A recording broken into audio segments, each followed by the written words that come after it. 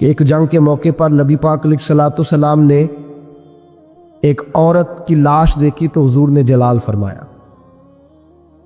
فرمایا جب میں نے تمہیں کہا تھا کہ عورتوں پر ہاتھ نہیں اٹھانا تو کس نے قتل کیا؟ جلال فرمایا قیامت کے دن یہ بی بی جس آدمی کا بھی گریبان پکڑے گی میں اس کے ساتھ ہو کے اللہ کی بارگاہ میں مقدمہ لڑوں گا، اگرچہ وہ کافروں کی عورت تھی۔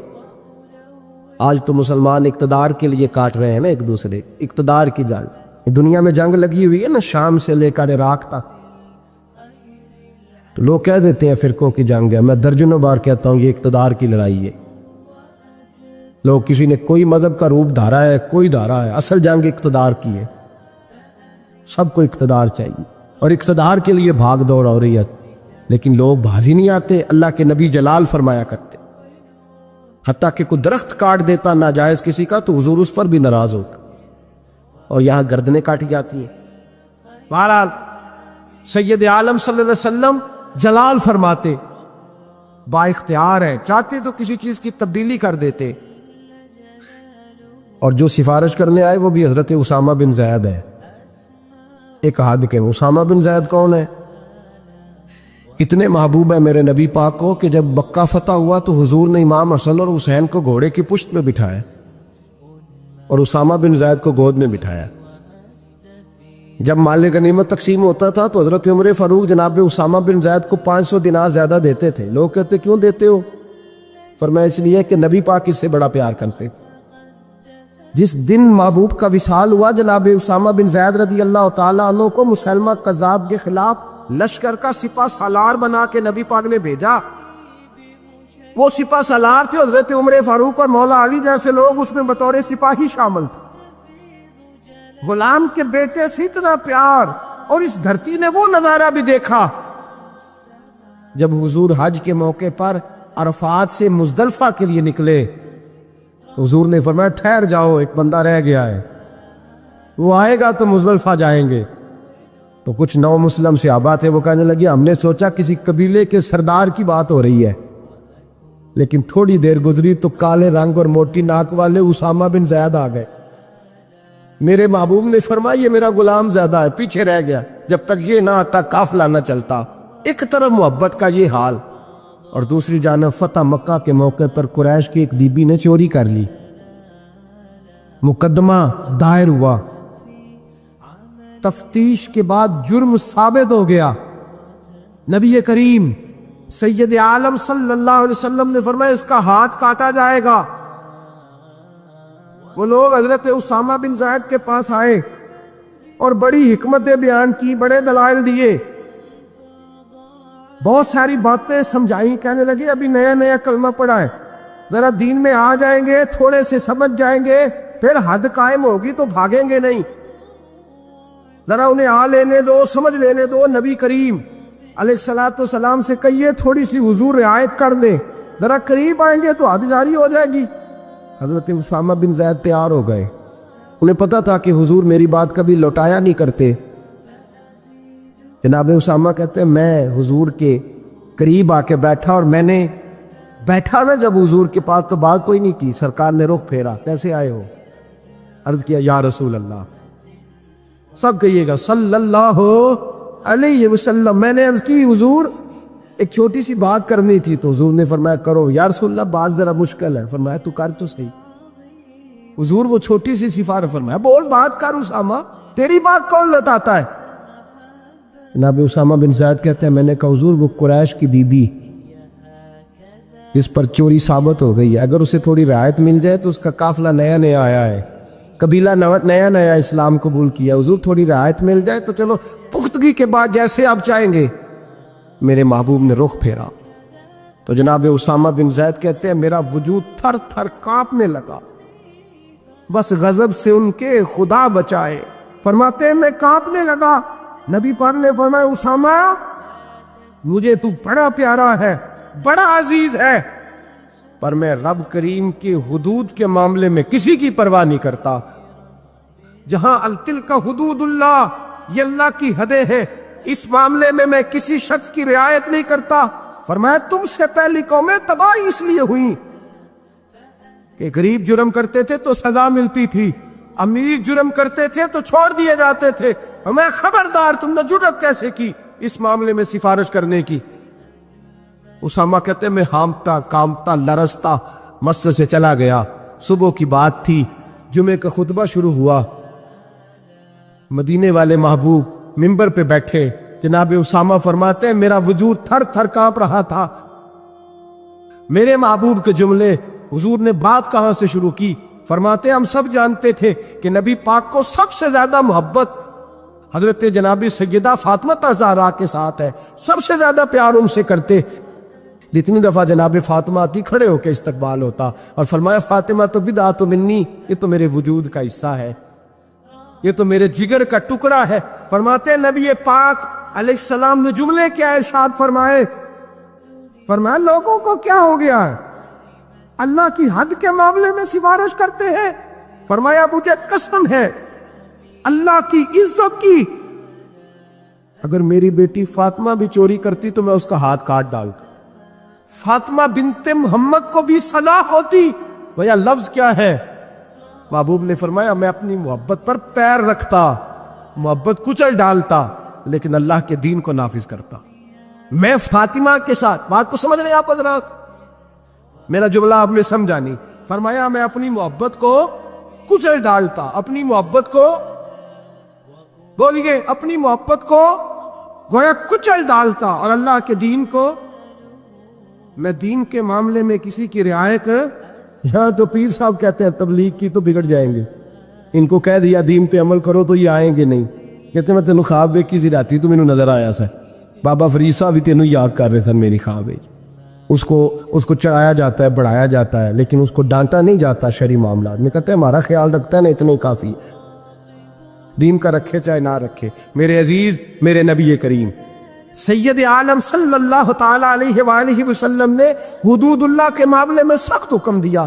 یہاں لوگ کہتے ہیں میرا پتر نہیں مانتا، وہ کہتا ہے ساری رات ناچ گانا کرنا ہے، مہندی منڈا نہیں مانتا۔ محبت دیکھنی ہے کہ دین دیکھنا ہے؟ نہ بولو، لیکن بات تو سچی ہے نا، بولے نہ بے شک آپ حضرات، لیکن بات تو سچ، محبت دیکھنی ہے کہ دین؟ چلو جنہیں بولے انہیں تو دیکھو گے نا انشاءاللہ تعالی، باقی بھی انہیں دیکھ کے صحیح انشاءاللہ تعالی۔ بیٹے کی بات ماننی چاہیے کہ نبی پاک کی؟ باپ کی بات ماننی ہے کہ نبی پاک کی؟ بھائی کی بات ماننی ہے کہ نبی پاک کی؟ کہتے ہیں جی وہ فلاں نہیں مانتا، کیا مطلب ہے تیرا؟ میرے نبی کریم سید عالم صلی اللہ علیہ وسلم نے فرمایا اسامہ تجھ سے تو بڑا پیار ہے نا، لیکن فاطمہ سے مجھے سب سے زیادہ پیار ہے، اگر فاطمہ بنت محمد بھی چوری کرتی تو میں پیار نہ دیکھتا، میں رب کا دین دیکھتا، میں حدود اللہ نافذ کرتا، حدود اللہ۔ نبی پاک سید عالم صلی اللہ علیہ وسلم کو جلال آتا تھا جب کوئی اللہ کی حد توڑتا تھا۔ نبی رحمت علیہ السلام، اصل بات کیا تھی؟ بڑی محنت سے حضور نے دین سجائے، بڑی محنت سے۔ ہم لوگ کہتے ہیں نا میرا خون پسینہ شامل ہے، اور میرے بھائی اس دین کی بنیادوں میں میرے رسول کا خون پسینہ شامل ہے۔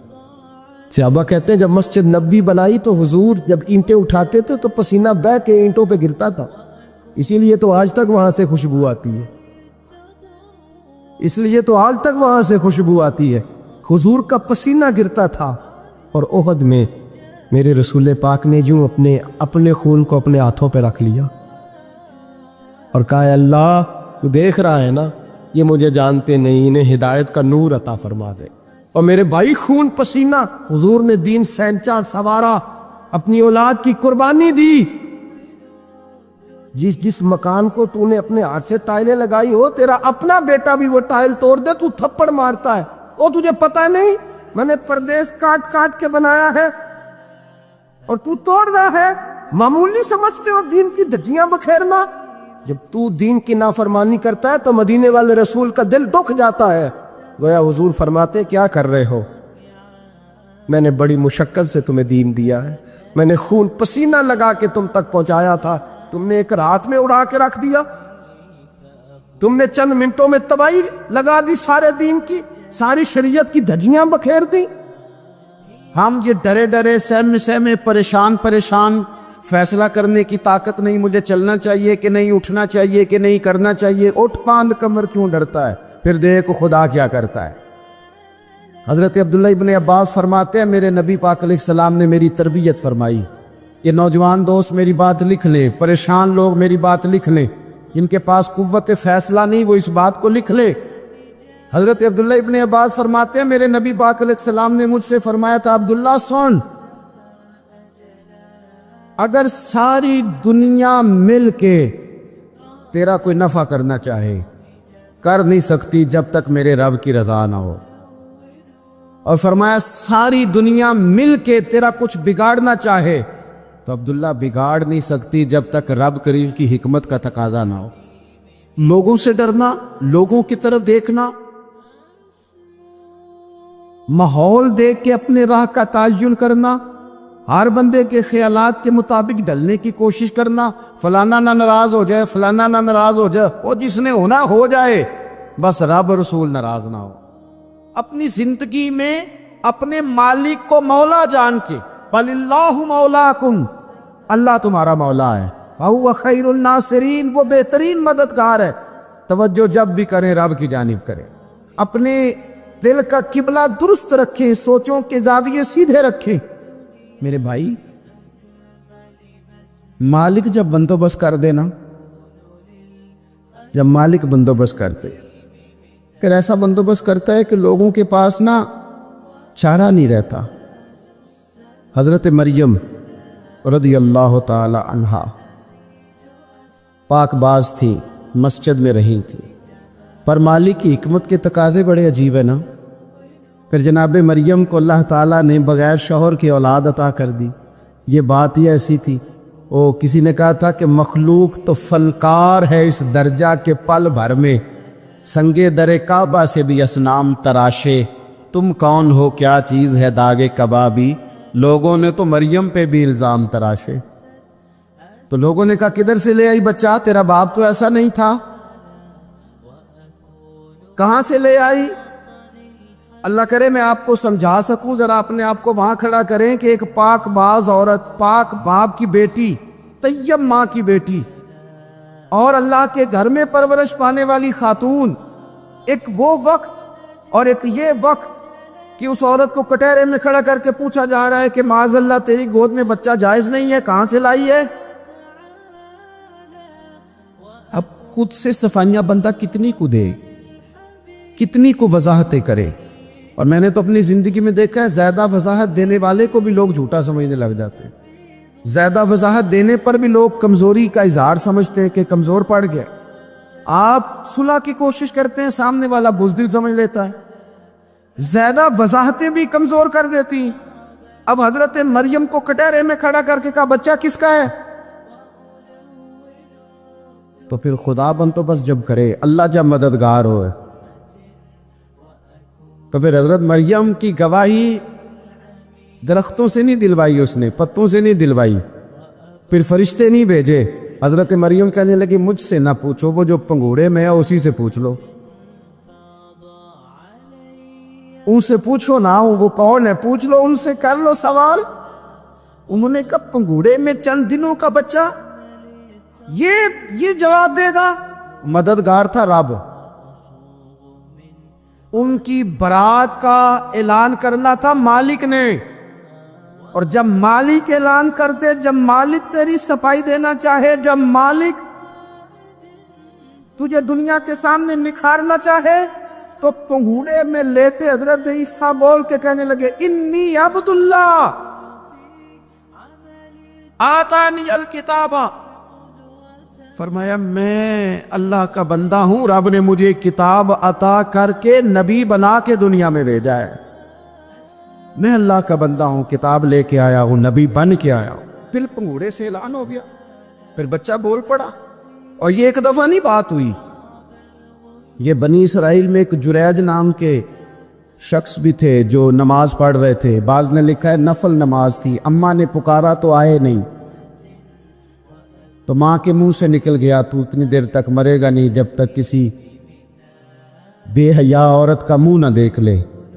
تو وہ عبادت گزار تھے، لیکن لوگوں نے ان کی عبادت، ریاضت، پرہیزگاری کو نہیں دیکھا. بس ایک عورت کو بھیج کے الزام لگوا دیا. وہ عورت آیا جایا کرتی تھی، اب آ جاتی ہیں عورتیں.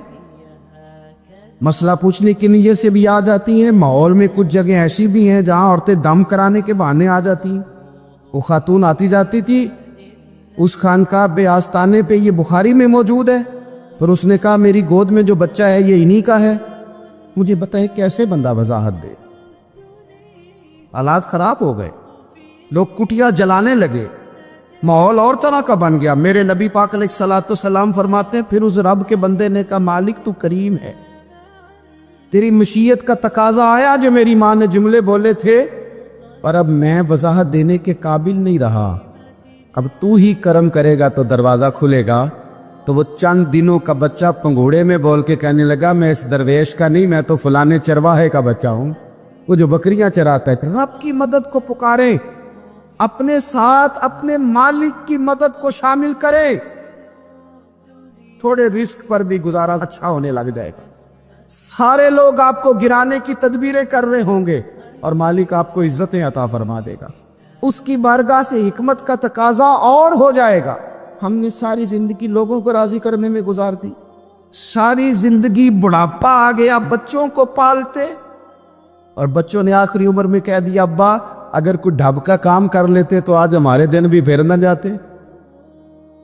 ساری زندگی گزارتی بہن بھائیوں کو راضی کرنے میں، ساری زندگی گزار دی ذمہ داریاں اٹھانے میں، ان کو 99 دفعہ دیا، ایک دفعہ نہیں دیا تو انہوں نے کہہ دیا تو نے تو کبھی دیا ہی نہیں، تو تھا ہی نہیں۔ ساری زندگی محلے داروں علاقے والوں کو راضی کرنے میں گزار دی، اور میں نے ایسے لوگ بھی دیکھے دین کے لیے وقت گزارا،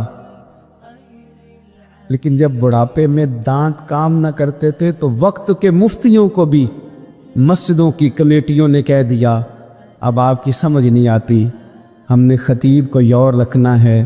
میں کہتا ہوں کہ جتنے درد سے آپ امیر کو اپنی کہانی سناتے ہیں نا، اور جس طرح آپ کے آنسو بات کرنے سے پہلے گر جاتے ہیں کہ غریب ہیں، بچیاں ہیں، کاروبار نہیں، او میرے سنگیو، اس سے آدھے آنسو اپنے رب کی بارگاہ میں بکھیرو، اس کے حضور عرض گزار ہو جاؤ،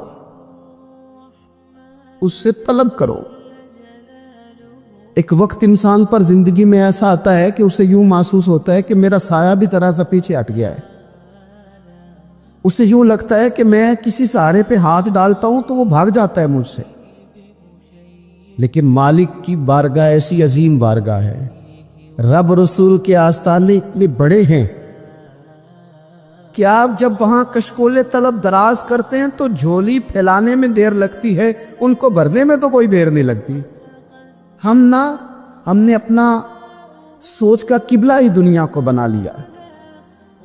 یہ جو اللہ والوں کی مدد ہے یہ تو اللہ ہی کی مدد ہے، لیکن یہ جو سیٹھوں کی طرف توجہ کرنا، نوابوں کی طرف توجہ کرنا، دنیا داروں کی طرف توجہ کرنا، اور اپنا مزاج اس طرح کا بنا لینا، یارو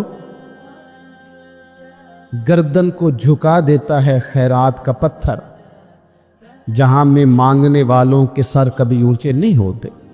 اور اقبال کہتے ہیں غیرت ہے بڑی چیز جہان تگ و دو میں، پہناتی ہے یہ فقر کو تاج سردارا۔ میں عرض کروں گا کہ اپنی آپ جب توجہ کا قبلہ اللہ رسول کو بنائیں گے تو رب فرماتے وَيَرْزُقْهُ مِنْ حَيْثُ لَا يَحْتَسِبُ، میں نہ تجھے وہاں سے رزق دوں گا جہاں سے کبھی تیرا گمان بھی نہیں گیا ہوگا، یہاں سے بھی مل سکتا ہے، تو نے سوچا بھی نہیں ہوگا۔ بخاری شریف میں حدیث ہے، حضرت جابر ابن عبداللہ فرماتے ہیں نبی پاک صلی اللہ علیہ وسلم نے 300 لوگوں کا ایک لشکر روانہ کیا کسی مہم کے لیے، کسی جہاد کے لیے۔ حضرت ابو عبیدہ بن جراح رضی اللہ تعالیٰ عنہ امیر لشکر تھے۔ فرماتے غربت اتنی زیادہ تھی، بھوک اتنی زیادہ تھی کہ ایک ایک کھجور دن میں ایک وقت کھانے کو ملتی تھی، اور کچھ دن ایسے آئے کہ اب کھجور بھی نہیں مل رہی۔ فرماتے اتنی زیادہ بھوک لگی مجاہدین کو، 300 بندہ پتے کھا کے گزارا ہونے لگے۔ یہ بخاری میں موجود ہے۔ آپ فرماتے کہ دریا کے کنارے ہمارا پڑاؤ تھا، ٹھہراؤ تھا، جب بھوک سے نڈھال ہو گئے نا، وَيَرْزُقْهُ مِنْ حَيْثُ لَا يَحْتَسِبُ، اللہ وہاں سے روزی دیتا ہے، گمان بھی نہیں ہوتا۔ فرماتے ایک مچھلی اللہ تعالیٰ نے دریا کے کنارے بھیجی، فرماتے ہیں وہ تھی تو مچھلی پر پہاڑ جتنی تھی۔ بخاری میں لفظ ہیں حضرت جابر ابن عبداللہ رضی اللہ تعالیٰ عنہ فرماتے ہیں 300 آدمی 18 دن تک اس مچھلی کو کھاتے رہے، مچھلی ختم ہی نہیں ہوئی. مچھلیاں نہیں، مچھلی. کہتے ہیں 18 دن 300 بندہ کھاتا رہا، مچھلی ختم ہی نہیں ہوئی. اور فرماتے ہیں کہ اس کی ہڈی نکال کے، کانٹا کہیں گے آپ اپنی زبان میں، کہتے ہیں وہ نکال کے نا تو اس کو کھڑا کیا نا جب، تو اونٹ کجاوے سمیت اس کے بیچ سے گزر جاتا تھا. دو اس کے کانٹے جوڑے. فرماتے ہیں وہ اس کا گوشت ہم کھاتے تھے اور اس کی چربی بطور تیل کے ہم جسموں پہ ملتے تھے، بیماروں کو اس سے سکون آتا تھا، تندرستی شفا ہوتی تھی. فرماتے ہیں ہم کھایا بھی ہم نے، اور کچھ لے کے ہم مدینے بھی گئے، اور قربان جائیں نبی پاک نے بھی اس میں سے کھایا. ہم نے عرض کی حضور یہ معمہ کیا ہے، یہ ماجرا کیا ہے؟ تو محبوب نے فرمایا تمہارے پاس غذا نہیں تھی، رب نے تمہارے لیے بندوبست کیا ہے، اللہ نے تمہیں دیا ہے. مکان شروع کر لیا، ایک صاحب نے وہ مکان بنانے لگے، آپ وہ حساب لگا رہے ہیں، کہتے ہیں میرے پاس اتنے پیسے ہیں، اتنے میں نے فلانے دوست سے کہنا ہے اس نے دے دینے، اتنے فلانے رشتہ دار سے کہنا ہے اس نے دے دینے، اتنے فلانے سے کہنا ہے اس نے دے دینے. یہ ساری کاپی بنا کے مکان شروع کر لیا. جو روز کہتا تھا نا کوئی حکم ہو جاتے دسی، سب سے پہلے اس کو کہا میاں پیسے چاہیے دین. وہ کہندا ہو کل ہی منڈا ٹوریا، کدے تو پرسوں 10 داتے لب جانے سن. میں آپ کو اپنے تجربے کی بات بتا رہا ہوں. جن لوگوں کا خیال ہوتا ہے نا کہ آپ سٹارٹ کریں فلانا کام، ہم آپ کے ساتھ ہیں، اللہ کا ہی کوئی نظام ہے، وہ بالکل بھی نہیں ساتھ ہوتے. لیکن ایسا نہیں ہے کہ کوئی ساتھ نہیں ہوتا، اللہ تعالیٰ بڑے اسباب پیدا کرتا ہے، وہاں سے دیتا ہے جہاں سے گمان بھی. ہمارا یہ ذہن بن جاتا ہے ہم ساری اپنے حساب سے چلتے، اتنے رشتہ داروں سے، اتنے، وہ کون آپ کے ساتھ چلے گا؟ سوال ہی نہیں پیدا ہوتا. یہ سارے کام چھوڑ کے سب سے پہلے 2 رکعتیں پڑھو، اپنے رب کی بارگاہ میں، رسول کائنات کی بارگاہ میں گزارشات اور استغاثے پیش کرو، وہاں سے خیر طلب کرو. دنیا دار کیا دیں گے، کیا دے سکتے ہیں، کیا حیثیت ہوتی ہے کسی؟ اللہ کہتا ہے وہاں سے دوں گا. تو جو اللہ مال دے وہ لینا چاہیے کہ رشتہ داروں کا مال دیکھنا چاہیے؟ جو اللہ دے وہ لینا چاہیے کہ سیٹھوں نوابوں کی جیبیں دیکھنی چاہیے؟ جو اللہ دے وہ قبول کرنا چاہیے یا دیکھنا چاہیے کون سا آدمی کہاں پہنچ گیا؟ چھوڑو، اپنی مٹی پہ چلنے کا سلیقہ سیکھو. کسی کے سنگ مرمر پہ چلو گے تو پھسل جاؤ گے، پھسل جا. اس پر ایک اور بات عرض کر دوں، صحیح بخاری سے، مسلم سے ایک اور بات. کچھ چیزیں ایسی ہیں جن سے اللہ کی مدد آتی ہے، مدد ملتی ہے. ایک چیز ان میں سے ایسی ہے جس سے بہت مدد نازل ہوتی، وہ ہے کہ جب رب آپ کو دے نا تو پھر آپ بھی اس کے رستے میں دیں، پھر مدد آتی ہے، پھر اور آتا ہے. بخاری مسلم میں حدیث ہے، یہ زیادہ ہی توجہ طلب عمر ہے، اس پر آپ غور کریں گے. حضرت ابو ہریرہ فرماتے ہیں کہ نبی پاک علیہ السلام نے فرمایا ایک شخص نے بادلوں کے اندر سے آواز سنی کہ فلاں آدمی کا کھیت اور باغ خشک ہو گیا ہے، وہاں برسو اور اس کے کھیت کو سیراب کرو. وہ بڑا حیران ہوا کہ بادل سے آواز آ رہی. پھر اس نے دیکھا کہ ایک پہاڑی پر بارش ہوئی، وہ بادل وہاں برسا، پھر نالیوں سے ہوتا ہوا پانی ایک طرف چلا. تو جس نے آواز سنی تھی، حضور بیان کر رہے ہیں، وہ بھی پیچھے پیچھے چلا کہ پانی کدھر جا رہا ہے. اس نے جا کے دیکھا کہ ایک مقام پہ ایک باغ کو وہ پانی لگ رہا ہے اور ایک آدمی وہ پانی لگا رہا ہے.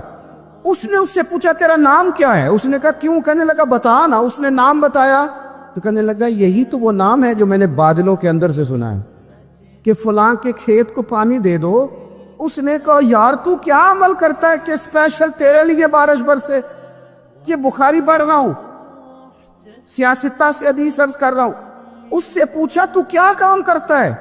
کہ جناب اللہ تبارک و تعالیٰ کا حکم کرم آیا کہ خاص تیرے لیے پانی برسے اور تیرے کھیت کو سیراب کرے. تو اس نے کہا چھوٹا ذمہ دار ہوں، پر جب فصل اگتی ہے تو 3 حصے کرتا ہوں.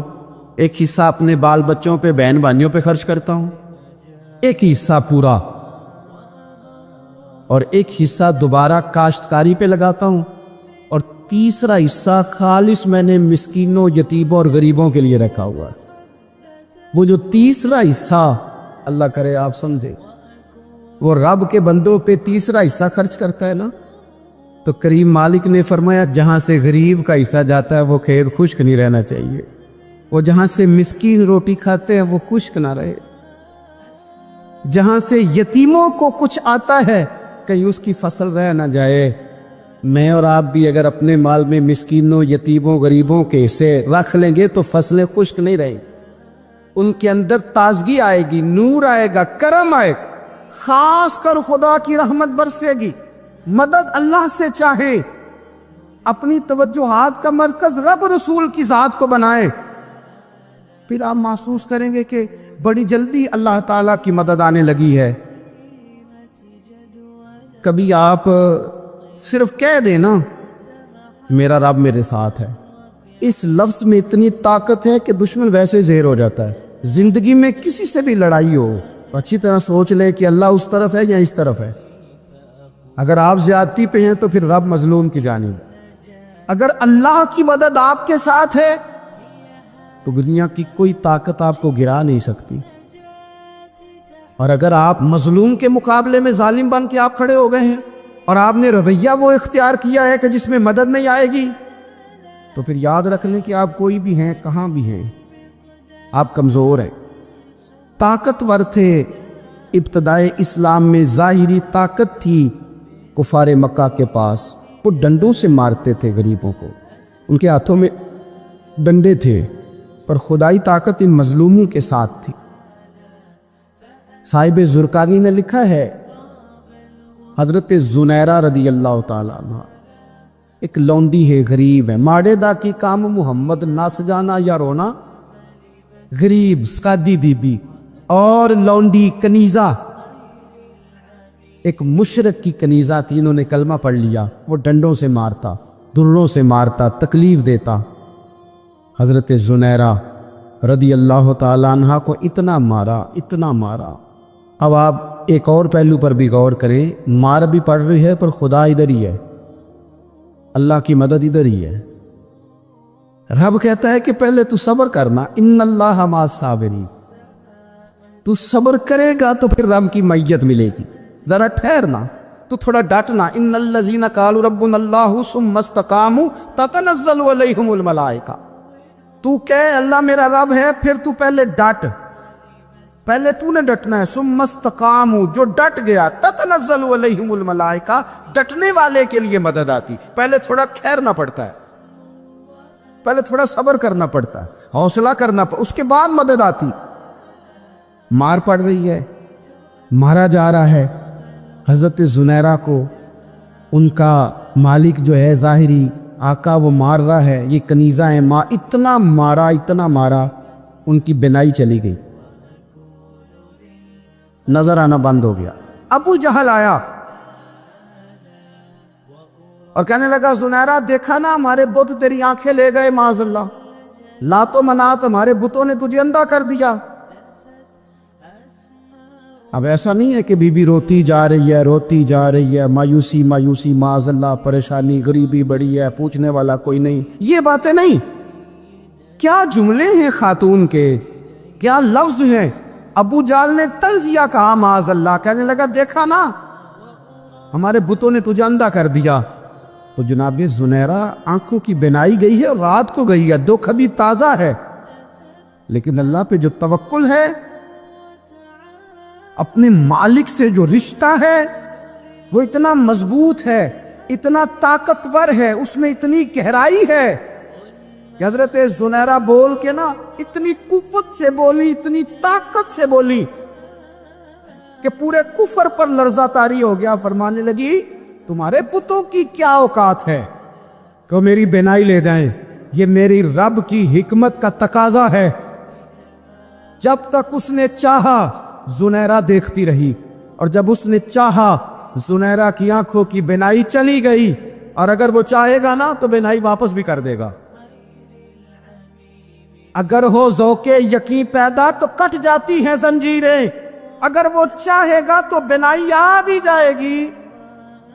حضرت زنیرہ نے رات کو یہ لفظ کہے، ابو جال اور سارے کفار ڈر کے سن کے چلے گئے، آپ اطمینان سے آ کے بستر پہ سوئی۔ جب سویرے اٹھی تو اللہ نے آنکھوں کی روشنی واپس کر دی تھی، آنکھوں کی، اب چھڑی پکڑی ہے، بازاروں میں گھومتی ہے، کہتے ہیں بلاؤ کدھر ہے تمہارے لات و منات، دیکھو میرے رب نے روشنی واپس کر دی۔